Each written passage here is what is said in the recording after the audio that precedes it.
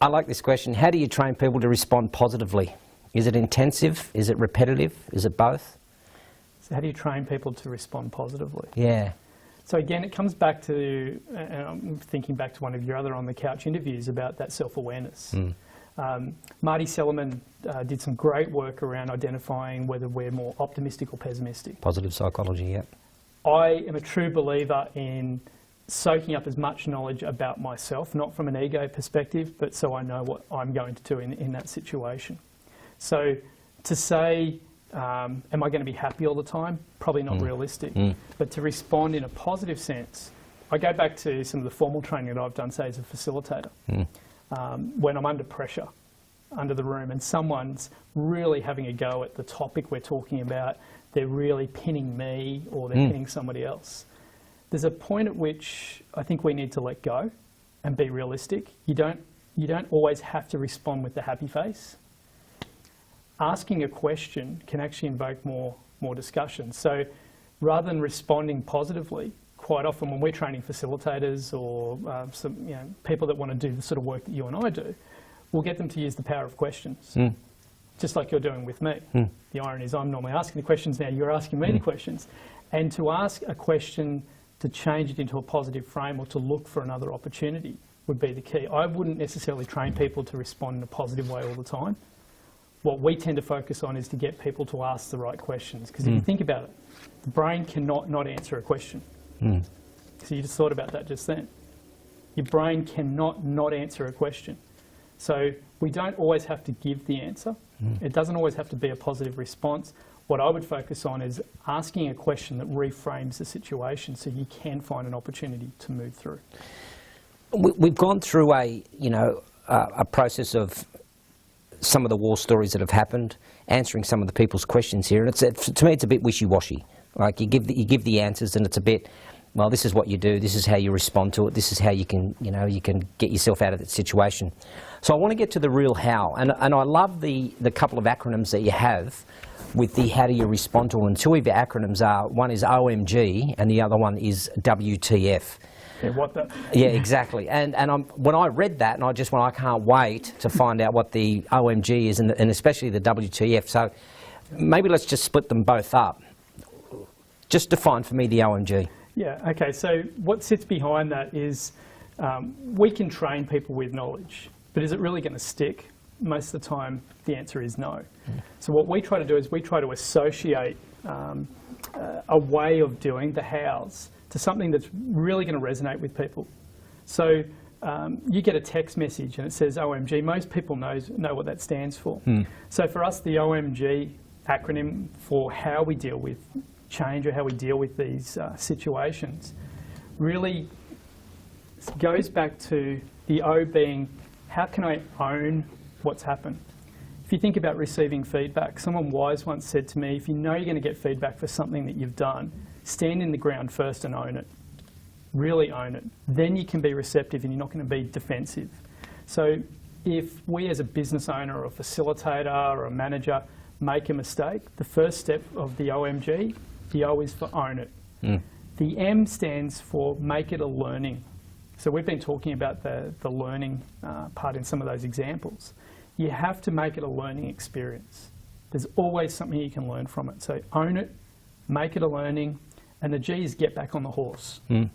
So you referenced before a question that we got about avoidance.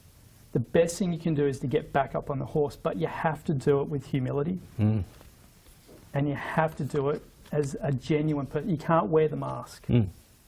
So own it, make it a learning experience, and then get back on the horse straight away. Okay.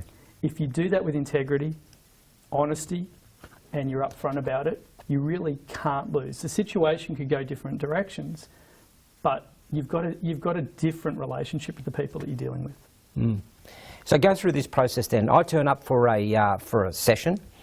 I'm prepared for a topic, and then the client comes out and says, that's not the topic, this is the topic. So go through that process for me on the OMG. How does that work? So if in that case, or let's even take your example of being in Brisbane and your gig was in Toowoomba. I want this example. Okay, well, this one. If you got the topic wrong, Yeah. If it was okay. if it was your error, because that's where the OMG will apply, that if it's our mistake or our error, then the first step is to own it. So to acknowledge to yourself first, Right. I got this wrong. Well, So okay. then the next step is to make it a learning. So to share, to be able to have the humility to share that with your client and say, I understood it to this, but that's okay. We can still work through this topic that you've got. You're giving them the confidence, you're giving them the certainty that you are still the credible facilitator, the consultant that can handle that. Don't I look like a fool? Depends how you do it. If you do it with arrogance, you probably will look like a fool. No, I'm just saying, I turn up. Okay, it was my fault. Let's just say it was my fault. And I turn up and I got the topic totally wrong. I got yesterday's topic mixed up with tomorrow's topic. We've all probably done that, yeah. Yeah, and I've turned up. Don't I look like an absolute pillock? Don't they look at me and go, mate, you're just unorganised? They could, but it's how you handle yourself in that moment. I'll go, okay, let me go through your process. Mate, I'm going to own this. It's my fault. I looked at tomorrow's program and I'm doing it today. So I'm owning it. Make it a learning experience. Mate, just to let you know, I've learnt from this and I'm making it a learning experience. And now you say I've got to get back on the horse. But let's carry on, even though I know I made a mistake. There's a piece missing there though, Gerald. You're doing that dialogue with yourself. Yeah, If you do it with your client, when you get to that, make it a learning. yeah, And you step back and you say, wow, there's something happened in our communication. yeah. How can we improve that communication? We did get it wrong on our end. We had emails going back and forward.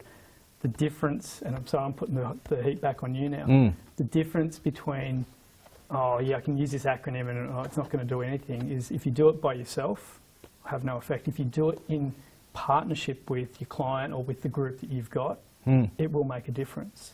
Because if we ask for help, people by their nature want to help us. Think of it, we're both facilitators. If we don't know the answer to something, we're probably going to throw it to our group and get them to answer it for us. People's nature is they want to help us. I know if I'm in front of a group of 500 people and I'm writing on a flip chart, I go dyslexic, I can't spell. Yeah. First thing I do is I turn to the audience and say, can someone help me with this? And someone always jumps in and helps.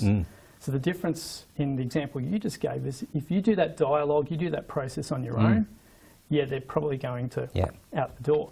But if you do that in partnership with them, if you share that and you make that learning even more valuable, then you're going to engage them. You are going to be able to get back on the horse.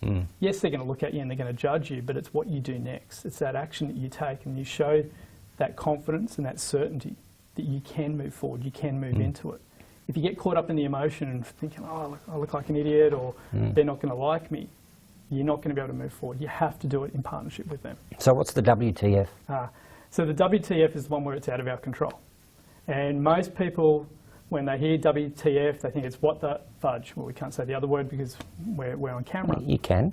And the reason we came up with the reason we come up with that acronym is that that's normally the reaction that people will have in a scenario where something goes wrong. What the? Quick example. We're here in Queensland, so I was up at Mackay Surf Club. Mackay is in central Queensland on the coast. It's a regional area. There's not a lot of surf there because of the location. We were there in summer, and in summer they get a lot of stingers coming into the beach, so they have to close those beaches off. We were doing a team and a leadership program where we had all this equipment set up outside, and we were going to blindfold all the participants and lead them outside to go and solve this big complex issue outside.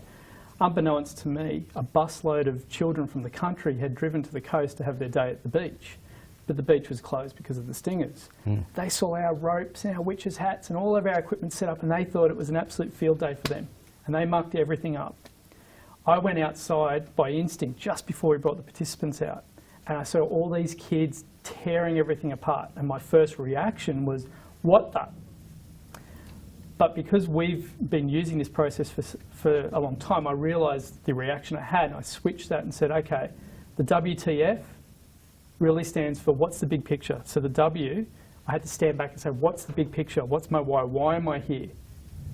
In that situation, we were there to take these participants through a process of solving complex problems. I had a complex problem in front of me. The T stands for take the emotion out. So we've talked a bit about emotion. I'm sure you could relate with the emotions that I probably had at that moment, that I wanted to throttle the teachers that had the kids, I wanted to do all these things, but I had to look at the anger that came up, the surprise, and I had to make that work for me. The only way you can take that emotion out, you can't do it in your head. You've got to acknowledge it and you've got to feel it first. And this is that self-awareness and that self-control that, that you and Ben were talking about. We have to acknowledge what's going on and then listen to it and do something with it. I knew that I had to take some form of action. The F, instead of the fudge word, stands for focus. We had to focus on the opportunity. I had limited time. I rallied up the teachers and the kids, and I actually used the theory that we're using with these executives and rallied them to set everything back up. The good side to that story is that we filmed the participants doing their things so we can show them feedback. We actually filmed a little bit of the kids setting it back up and showed them. So when you say, oh, should I own my mistakes and whatever with the client, we actually showed them. We said, this stuffed up just before you did it. And showed them how we used exactly the same process with the children and the teachers to reset everything as they were being let out blindfolded. So the WTF is, what's the big picture? You need to step back away from the situation. That helps you detach from the emotion that will come up. Then you need to take the emotion out. Only way you can do that is to be honest with yourself and recognise what emotion is happening in me. What's the purpose of that? And the F is to focus on opportunity. And you have to look for what can I make out of this situation.